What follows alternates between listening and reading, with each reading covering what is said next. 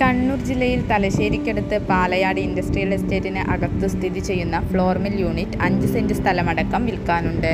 നിലവിൽ പ്രൊഡക്ഷനും സെയിൽസും നടന്നുകൊണ്ടിരിക്കുന്ന സ്ഥാപനമാണിത്.